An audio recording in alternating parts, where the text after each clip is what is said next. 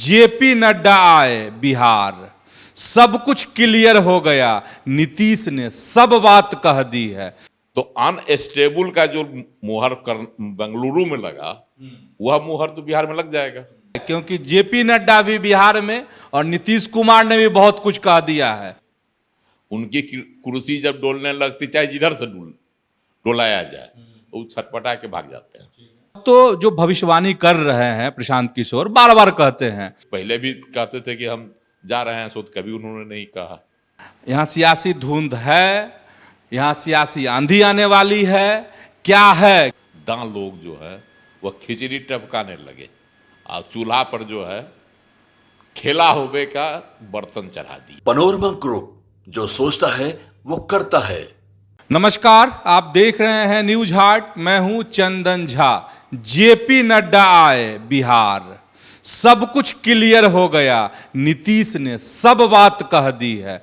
तो आज जेपी नड्डा और नीतीश कुमार की बात, और इस पर हमारे साथ हैं वरिष्ठ पत्रकार अजय मिश्र। सर, आपका इस कार्यक्रम में स्वागत है।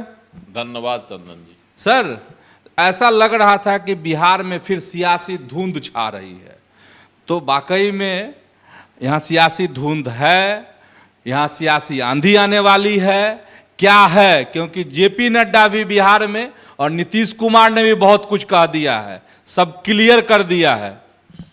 देखिए, बिहार की सियासत जो है ना, अजीब मोड़ पर चली जाती है, रह रह कर। क्योंकि अभी क्या हुआ कि एक सरकारी कार्यक्रम था जिसमें क्या कहता मुख्यमंत्री नीतीश कुमार भी पहुंचे हुए थे और प्रतिपक्ष के नेता तेजस्वी यादव भी थे। दोनों की मुलाकात हुई, बात हुई। क्योंकि सरकारी काम था, जाना था, सूचना आयुक्त की नियुक्ति थी, तो उसमें क्योंकि प्रतिपक्ष के नेता का रहना जरूरी, ख्याल से हुई मुलाकात हुई। 8 महीने बाद मुलाकात हुई, है ना। अब उसके बाद एक हवा यहाँ उड़ गई, खिचड़ी जो है ना, कुछ सियासतदान लोग जो है वह खिचड़ी टपकाने लगे और चूल्हा पर जो है खेला होबे का बर्तन चढ़ा दिए और अपने हिसाब से उसमें आंच लगाते थे। रोज आंच लग रहा था, तरह तरह का, अब होगा, तब होगा, क्यों होगा, किसको फायदा होगा, किसको घाटा होगा, सरकार हिल जाएगी, बिहार में बदल जाएगी, केंद्र की सरकार गिर जाएगी। तरह तरह की यहाँ स्टेट मतलब राज्य की मीडिया से लेकर केंद्र की मीडिया तक में यह हलचल पैदा हो गई। और नीतीश कुमार जी चुप पड़े हुए थे। हालांकि नीतीश कुमार के दल के लोग बोलते थे ऐसा नहीं होगा, विजय कुमार चौधरी भी बोले, पार्टी के प्रवक्ता भी बोले कि ऐसा कहीं कुछ नहीं है। लेकिन चर्चाएं खूब हो रही थी, डेट भी लोग बताने लगे कि अब होगा, तब होगा, इस दिन होगा। तो अब जेपी नड्डा आए, केंद्रीय स्वास्थ्य मंत्री, तो यहाँ था, कई कार्यक्रम उनका है, 2 दिन बिहार में रहेंगे। आज उन्होंने जो है IGIMS में बड़ा नेत्र अस्पताल जो है, सुपर नेत्र अस्पताल का, उसका शिलान्यास किया। इसके बाद भागलपुर गए, वहाँ भी 200 बेड का जो सुपर स्पेशलिस्ट नवनिर्मित अस्पताल, उसका उन्होंने उद्घाटन किया। उसके बाद गया में उनका कार्यक्रम था अस्पतालों से ही संबंधित। कल वह पटना के PMCH में जो बन रहा सुपर स्पेशलिस्ट, उसका निरीक्षण करेंगे। उसके बाद गुरुद्वारा भी जाएंगे, उसके बाद जाएंगे दरभंगा में उनका कार्यक्रम है जो प्रस्तावित है शोभन में जो बनने वाला एम्स, निर्माण कार्यों का जायजा लेंगे। DMCH में भी कुछ कार्यक्रम है उनका, उसका मुजफ्फरपुर में भी कार्यक्रम, वही 200 बेड का क्या है अस्पताल सुपर स्पेशलिस्ट, उसका उद्घाटन है। उसके बाद वहाँ से आ जाएंगे पटना से चल जाएंगे दिल्ली। यही उनका कार्यक्रम है 2 दिनों। आज जब वापस आएंगे तो यहाँ भाजपा कार्यकर्ताओं से भी मिलेंगे, उनकी मीटिंग है अपना। लेकिन आज अचानक उनका कार्यक्रम बदल गया। पहले वो पटना आए, पहले यह निर्धारित नहीं था, पटना उनका प्रथम आगमन पटना नहीं था। कहा जा रहा है कि इसीलिए पटना आए कि तेजस्वी यादव और मुख्यमंत्री नीतीश कुमार के बीच में कुछ गुफ्तगू हो गया, सियासी गुफ्तगू हो गई, और फिर चचा भतीजा गलबहियाँ करेंगे, इसको लेकर तरह तरह की बात उड़ने लगी। लेकिन आज नीतीश कुमार ने साफ कह दिया जेपी नड्डा कार्यक्रम में पटना में कि अब हम जाने वाले नहीं हैं। 2 बार चल जाके एक बहुत बड़ी गलती कर दिए, अब तीसरी बार वो गलती करने वाले हम नहीं, कभी नहीं जाएंगे हम। आप पहले वाले क्या करते थे? कुछ करते थे? अभी तक जितना बड़ाई दें, अब आजकल मीडिया वाले आप लोग हैं, सबका खूब छपवैबे करते। हमसे गलती किया 2 बार, हम कभी उन लोगों को साफ किए और फिर बाद में हटा दिए। अब हम कभी इधर उधर नहीं जाएंगे, हम लोग शुरू से साफ थे। बताइए ना, मेरा रिश्ता था 1995 से, तो बीच में कभी 2 बार इधर उधर हुआ, वो गलती हुई, और अब कभी इधर उधर नहीं होगा। लेकिन अगर देख लीजिए, कभी कोई काम किया था जी लोग? हालांकि लोग इस पर भी कहते हैं कि नीतीश कुमार पहले भी ऐसे बोलते रहे, यह इसमें सच्चाई भी है। ऐसा नहीं है कि पहले भी कहते थे कि हम जा रहे हैं, सो कभी उन्होंने नहीं कहा। 2022 में जो उल्टा पलटी हुआ, उस समय भी यही कहते रहे अंतिम क्षण तक कि हम कहीं जाने वाले, सरकार ठीक ठाक ठीक ढंग से चल रही है सरकार, उसके बाद चले गए। तो उनका, चूंकि नीतीश कुमार का राजनीतिक जो है ना चाल चरित्र इस तरह का रहा है, उनको कब मन करेगा कि हम एनडीए के साथ रहें और कब मन करेगा कि हम राजद के साथ चले जाएं, तो इसकी भी कोई जानकारी कभी किसी को नहीं मिलती है। उसका जो है ना आभास भी वो अब होने नहीं देते हैं।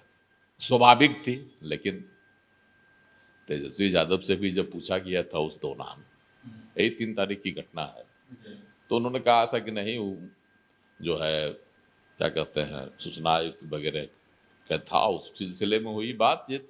उसके बाद जो है कोर्ट में जो है आरक्षण वाला 9वीं सूची में, जिस पर आज कोर्ट ने निर्देश भी दिया, सुप्रीम कोर्ट ने यहाँ सबको नोटिस भेजा है ना यहाँ पर, तो उस पर बातचीत हुई आरक्षण के इशू। लग रहा था कि इस तरह से भी आरक्षण का इशू, मतलब आरक्षण में जो वृद्धि की गई थी, जिसको कोटा बढ़ाया, हाँ कोटा बढ़ाया गया, जिसको हाई कोर्ट ने खारिज कर दिया और सुप्रीम कोर्ट ने हाई कोर्ट को कोई निर्देश देने से, गाइडलाइन देने से मना कर दिया। तो उसके बाद से बेचैनी है, आरक्षण की रट रोज लगा रहे हैं यहाँ बढ़ाने के लिए। उसके बाद है जातीय गणना, कि अब के राष्ट्रीय स्तर पर जातीय गणना हो, यह है एक मसला। दूसरा वक्फ बोर्ड की समस्या, कानून जो ले आई है सरकार संशोधित, इन सब तमाम मसलों पर नजरिया जो है भाजपा की और नीतीश कुमार की नहीं मिलती। हालांकि वक्फ बोर्ड के मसले पर लोकसभा में जदयू कोटे के मंत्री ललन सिंह ने जबरदस्त पक्ष रखा था सरकार का। बावजूद इसके जो है यहाँ बहुत सारे नेता, नीतीश कुमार खुद पिछले कुछ दिनों पहले अल्पसंख्यकों के साथ जो मीटिंग किए थे, वक्फ बोर्ड जो है सिया सुन्नी के पदाधिकारियों के साथ पटना में, उन्होंने कहा था कि मुसलमानों के हित को कभी भी प्रभावित नहीं होने देंगे, हम आश्वासन दिया। तो इन तमाम चीजों को लेकर एक कयासबाजी लगाई जाए थी, जबरदस्त कयासबाजी इस पर खूब चर्चा हुई थी। हाँ। अच्छा सर, एक चीज, अब जो है फिर नीतीश जी पलटेंगे। पलटेंगे तो किधर पलटेंगे? पलटने वाला कह रहा है कि हम नहीं गोलटेंगे ना पलटेंगे, हम जहाँ आए वहीं रहेंगे। नहीं सर, नीतीश कुमार की बातों को कितना सीरियस लेना चाहिए, लोगों को कितना विश्वास करना चाहिए एक बात, नीतीश कुमार की बातों पर? अब चूंकि अलटने और पलटने का एक बड़ा इतिहास है नीतीश कुमार का, तो अब बिहार के जो दर्शक हैं, जो अपने न्यूज हाट के दर्शक हैं, उनको आज के बयान को, आज के सीएम के संबोधन को कैसे लेना चाहिए? नीतीश कुमार का तो इतिहास रहा, हम पहले ही बोले। 2013 में उनकी नरेंद्र मोदी से अदावत शुरू हुई है और वह खिसक लिए एनडीए से। 2014 में उनकी जो दुर्गति हो गई लोकसभा चुनाव में, उनकी पार्टी की मात्र 2 गो जीता, उसके बाद से उनका जो है पारा, सियासी पारा थोड़ा डाउन हुआ, वह लालू प्रसाद की गोद में चले गए। 15 से 17 तक उनकी सरकार चली लालू प्रसाद के साथ। लेकिन क्या हुआ सरकार के अंदर, कैसी छटपटाहट हुई, कुछ तिलमिला के फिर चले आए एनडीए के कोटे घंटे में। कहा जाता है बहाना था। तेजस्वी यादव जो रेलवे घोटाला का जो मामला अभी चल रहा है, उसमें जमीन लेकर नौकरी देने वाला मामला, उसमें तेजस्वी यादव का नाम आने के बाद इन्होंने अपना जो है पाला बदल लिया, ठीक। लेकिन अंदर खाने की जो बात थी, लालू प्रसाद जी इनके पार्टी तोड़ने के लिए थे, जदयू को तोड़ देते लालू जी, क्योंकि उनको 10 को घट रहा था, 11 को विधायक। इसीलिए इनको जब पूरी इनको भनक लगी, शरद यादव थे, अब बेचारे दिवंगत हो गए, अब देख रहे हैं उनको क्या राजनीतिक सजा मिली। अंत में उनकी सदस्यता राज्यसभा के भी चली गई और उनको कहीं कोई पुनर्वास नहीं मिला। उनके बेटे को सर टिकट भी नहीं मिला। वो तो राजद की ओर से बता रहे हैं कि नीतीश कुमार ने कैसा बदला लिया, जिनका नाम उस समय, अरे जब राजनीति है तो बातें का प्रमाण नहीं मिलता, लेकिन बातें जो उछलती है तो उसमें कहीं ना कहीं से उसका जो आगे देखिएगा नतीजा, तो उसे लगेगा कि नहीं जो बात हवा में उड़ी उसमें कहीं ना कहीं दम। तो शरद यादव की जो राजनीतिक स्थिति हुई और उनका राजनीतिक पराभव हुआ, उससे लग रहा है कि जो बातें हवा में उड़ी थी उसमें कहीं न कहीं दम था। और दूसरे किरदार थे श्याम रजक, जिनके बारे में भी बातें उड़ी थी। श्याम रजक के साथ क्या इन्होंने किया, नीतीश कुमार ने उनको पार्टी से बाहर 17 में हो जाना पड़ा, निकल गए, श्याम रजक को निकाल दिया अंततः। आज श्याम रजक फिर हैं नीतीश जी के साथ, आए ना घूम फिर के, वहाँ जब कुछ नहीं मिला लालू जी के साथ तो अब फिर घूम फिर के आ गए नीतीश जी के शरण में। तो ये बातें जो थी ये छटपटा के चले आए और फिर 2020 में साथ में मिल के चुनाव लड़े। फिर 2022 में क्या हुआ कि फिर इधर से भाग के उधर चले गए। तो नीतीश कुमार का तो इतिहास रहा है भागना आना। अच्छा सर, आज 24 के शुरुआती में फिर चले आए एनडीए में। तो इसलिए भी लोग इस तरह की बातों पर जो घटना होती है उसके बाद जो बातें आती है मीडिया में, तो लोग थोड़ा ठहर जाते हैं, थोड़ा सा लोग सशंकित हो जाते हैं और बातों पर यकीन करने लगते हैं। लेकिन अब जिस तरह से मुख्यमंत्री जी ने बातों को क्लियर किया, स्पष्ट कहा, लोकसभा चुनाव के दौरान भी कई बार वह प्रधानमंत्री के नरेंद्र मोदी के सामने भी कसम खाते रहे कि अब हम पलटी नहीं करेंगे, अब हम बहुत बड़ी गलती किए, अब हम नहीं करेंगे ऐसी गलती, बार बार उन्होंने कहा। तो लोगों को लगता है कि नीतीश कुमार नहीं करेंगे। आखिर इसमें एक तर्क भी है कि नीतीश कुमार जी को मुख्यमंत्री बनना है, रहना है, कुर्सी से चिपके रहना है। उनकी कुर्सी जब डोलने लगती, चाहे जिधर से डोलाया जाए, तो वो छटपटा के भाग जाते हैं। तो इस बार तो जैसे ही लोकसभा चुनाव संपन्न हुआ, भाजपा के तमाम नेताओं ने, बिहार भाजपा के, कह दिया कि अगला जो है 2025 का चुनाव हम लड़ेंगे मुख्यमंत्री नीतीश कुमार के नेतृत्व में। क्लियर हो गया कि 2025 में अगर एनडीए की सरकार बनती है तो फिर मुख्यमंत्री नीतीश कुमार होंगे। क्लियर, भाजपा ने उसी समय आत्मसमर्पण कर दिया, सरेंडर कर दिया। तो अब नीतीश कुमार को मुख्यमंत्री की कुर्सी तो है ही अक्षुण्ण, उस पर तो कोई संकट नहीं है। अब इनको केंद्र में प्रधानमंत्री बनने की ख्वाहिश थी। इंडिया गठबंधन के लोगों ने इनकी ख्वाहिश पर तुषारपात कर दिया, आ गए फिर एनडीए के साथ। अब है अगर केंद्र में इनको प्रधानमंत्री की कुर्सी मिलती है इंडिया गठबंधन की ओर से, तभी ना वो रिस्क लेंगे।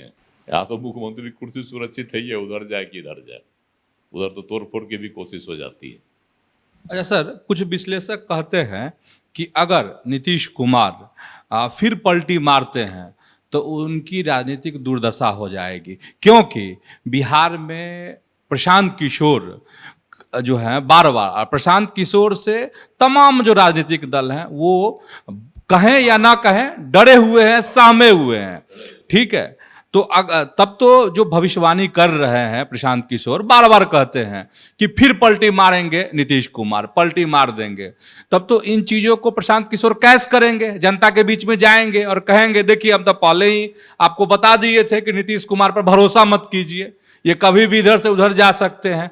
तो इसका राजनीतिक लाभ कहीं ना कहीं पी के उठा लेंगे अगले चुनाव में, मतलब नीतीश कुमार को झूठा साबित कर। नीतीश कुमार को जो है पलटीवाज साबित कर। अनस्टेबल, जो बंगलुरु की सभा में जो इंडिया गठबंधन की हो रही थी मीटिंग, उसमें पोस्टर लगा था अनस्टेबल सीएम, जिससे नीतीश कुमार बहुत ज्यादा आहत हुए थे, है ना।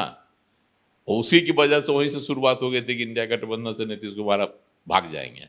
तो अनस्टेबल का जो मुहर बेंगलुरु में लगा, वह मुहर तो बिहार में लग जाएगा, और इसको प्रशांत किशोर जो है जरूर कैच करेंगे। देखिए आप बड़ा फायदा प्रशांत किशोर को। आप देखे होइएगा कि लोकसभा चुनाव के दौरान नीतीश कुमार में वह उत्साह नहीं था जो 2020 के विधानसभा चुनाव में था। क्यों नहीं था? लोग कह रहे थे नीतीश कुमार बीमार, नीतीश कुमार को ये बीमारी है, नीतीश कुमार को ये हो गया है, तमाम तरह की बातें आ रही थी। हाँ, हर मुख के साथ अलग अलग तरह की बातें हो रही थी।